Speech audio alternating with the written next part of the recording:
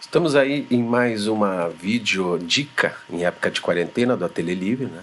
Do curso que é ministrado Arte como Profissão na Era dos Curadores, Bienais e Feiras.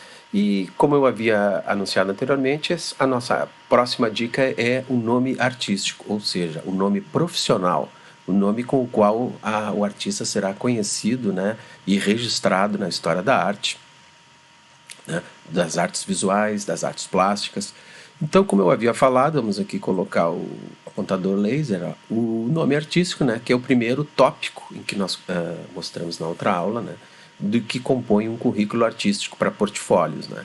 Então, o nome artístico é um nome como o artista será conhecido e como se diz, né, eu mesmo se dizia antigamente, né, como o artista será catalogado na história da arte, né. Antigamente havia uma preocupação muito grande, né, eu quero ser um artista catalogado, e como é que se faz, etc. Basicamente significava o artista que constava em algum tipo de catálogo, se fosse o seu próprio catálogo individual ou catálogos, livros, dicionários, como o Dicionário de Artes Plásticas do Rio Grande do Sul, né, do Décio Presser e do Renato Rosa, também as referências, os catálogos dos museus, né, que são as referências mais importantes aí para a história da arte, né, que são onde artistas dos museus lá têm seus nomes devidamente registrados com a grafia correta, né?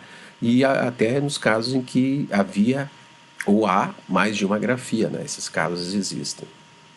Então, basicamente, o nome artístico, né? O artista escolhe e aí veicula, né? Como eu estou mostrando aqui, esse convite de uma exposição coletiva, né? Em que ali vai o nome dos artistas, né? Como o artista define.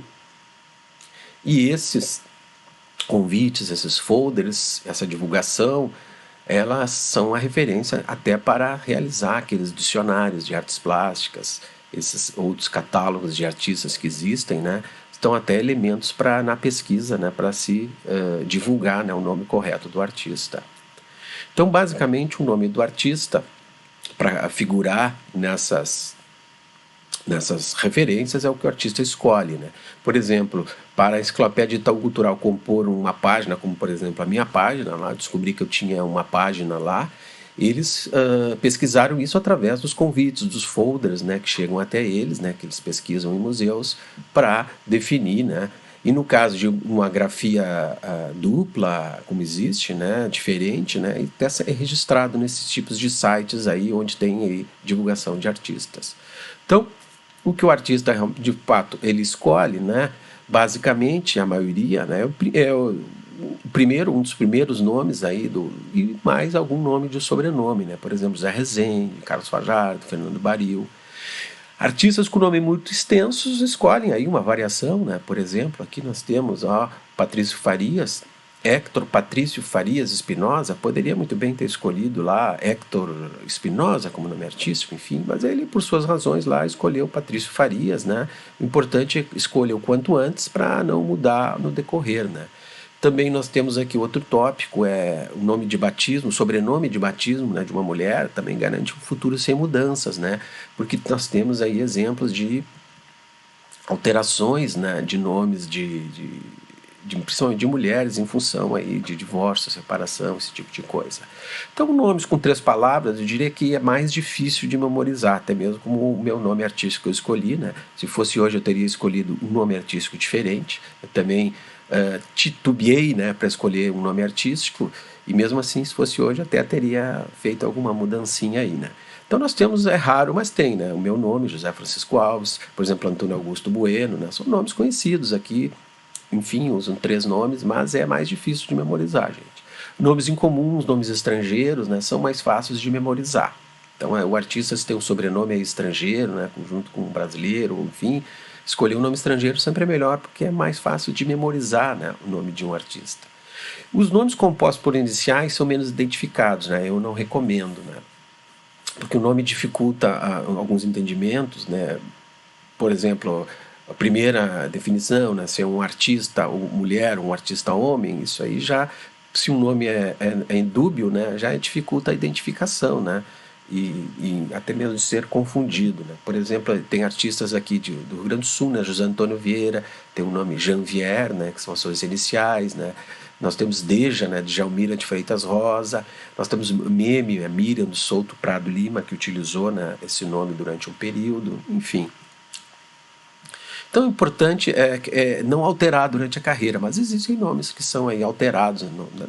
O artista altera em função até de questões de numerologia e práticas similares, né? Nós temos aqui alguns exemplos, né, de alguns artistas que têm esta mudança ao longo da carreira, né? Às vezes, alguns até voltam atrás, né, mas num período aí utilizam um nome alterado, né, em função dessas questões, né? Como eu falei, os nomes civis alterados no decorrer da carreira em relação de divórcio, né? Às vezes a artista, melhor dizendo, né? Enfim, se separa, se divorcia e já tinha com o seu nome do marido, né, um nome profissional determinado. Então, vocês sabem, é direito da mulher manter esse nome, né, que era do marido, queira o marido ou não, porque é o nome profissional que a pessoa com a qual foi reconhecida, né? Um dos exemplos aí é a artista Vera Chaves Barcelos, né, que manteve aí o seu nome de primeiro casamento em função de que já era uma artista conhecida com aquele nome, né? Então isso é o pleno direito da mulher manter, isso já é uma questão bastante pacífica. E nós temos aí nomes que encurtam, né, alguns dos seus nomes civis, né, e outros usam apelidos, alguns tipos de apelidos, né? Por exemplo, aqui, né, Ana Álvares Tita, né, o nome completo, Ana Cristina Oliveira Álvares, né, usa o seu apelido Tita, né? Clau Paranhos, ela encurta o nome Cláudia, né? Nós temos a Genoveva Parmigiani Finkler, lá, que é de Caxias, que é a Geno, né? Ela adotou esse nome, enfim, outros nomes que eu já falei. Nós temos o nome, por exemplo, do Ciron, poucos sabem, né? O Ciron, ele é um encurtamento do seu primeiro nome, né? Que é um nome incomum, é Gessiron Alves Franco, né?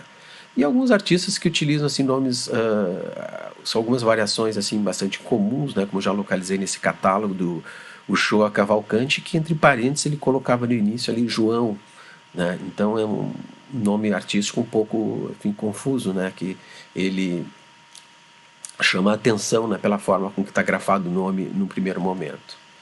Nós temos os artistas que usam apelidos conhecidos, já apelidos que já são incorporados à própria língua portuguesa, né? Por exemplo, Bebeto Alves, né? Alberto, muitos Albertos são conhecidos como Bebeto, Beatriz são conhecidos como Bia, Ubirajara conhecidos como Bira, né? E Cris como Cristina, né? Então esses são artistas que utilizam esse nome, esse apelido já consagrado da língua portuguesa. Existem aqui apelidos de infância que o artista utiliza para a sua carreira, né, como Tunga, né, que tem um nome bastante comprido, né, Antônio José de Barros Carvalho Mero Mourão, que desde o início, né, utilizou esse nome Tunga. Então, é um nome já, um apelido único, particular de infância, que o artista adotou como nome artístico, né, e de fato plenamente conhecido internacionalmente como esse nome de infância, né. Existem casos em que os artistas mudam ou encurtam os nomes durante a carreira, né? Nós temos até, por exemplo, Chico Stockinger, né? Que o nome dele é Francisco Alexandre Stockinger. Curiosamente tinha o mesmo nome que o pai, né? Sem levar ali aquele nome Júnior, né? O Chico usou durante a carreira várias denominações, né? Usou Chico, usou Francisco Stockinger, usou Chico Stockinger ou somente Stockinger, né? Isso para nós não causa problema nenhum, nós gaúchos, né, brasileiros acostumados com o Chico, né, mas aí nível assim mais internacional confunde, né, algum pesquisador de saber se refere à mesma pessoa, né. Então sempre é bom manter apenas uma grafia, né. Nós temos Carlos de Brito Velho, por exemplo, que utiliza na sua carreira artística Carlos de Brito Velho, utiliza também o nome somente Brito Velho, né, há um encurtamento, né. E uma curiosidade também, um dos artistas também brasileiros, Valtércio Caldas, né, utilizou durante um certo tempo, né, Valtércio Caldas Júnior, e num determinado momento escolheu lá encurtar este nome, né. Então nós temos também a lembrança para vocês, né, que isso são apenas dicas, são apenas curiosidades, né. Artistas que, como eu, por exemplo, que durante o início da carreira troquei o nome do artista, né? Nas primeiras exposições eu usei todo o meu nome, né? O que é um absurdo, vamos dizer assim, mas eu não tive orientação, né? Então, E aí decidi mais adiante, né, encurtar um pouco, né, pois eu aqui usei todo o meu nome no convite de exposições que foram bem divulgadas, que foram bem vistas, né, e que não foram só num só lugar, né. Então, e esse tipo de grafia também foi registrado lá na enciclopédia do Itaú Cultural, né, que tem acesso, né, a essas grafias e acaba tendo que deduzir que se tratava da mesma pessoa, né. Então, sempre que puder, né, ver o nome artístico o quanto antes, né, e evitar algumas questões, a gente está aí para orientar também, né.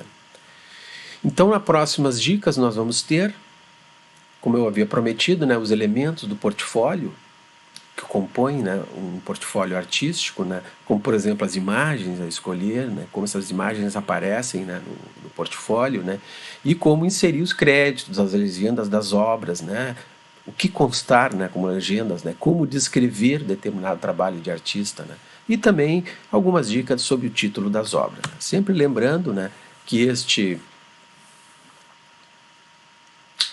estas dicas, né, são integrantes de um curso extenso, semestral, né, foi interrompido em razão da pandemia e que logo após será, se tudo ocorrer bem, retomado e inclusive nós temos vagas, né, para esse curso, que parou na sua primeira aula. Então nós vamos ter aí mais 11 aulas desse curso e todos esses tópicos, essas dicas que eu estou falando são apresentadas com bastante extensão, né, nesse curso do Ateliê Livre. Qualquer contato, nós temos aqui Ateliê Livre, né, que o e-mail é alivre@smc.prefpoa.com.br. Muito obrigado a todos, um grande abraço.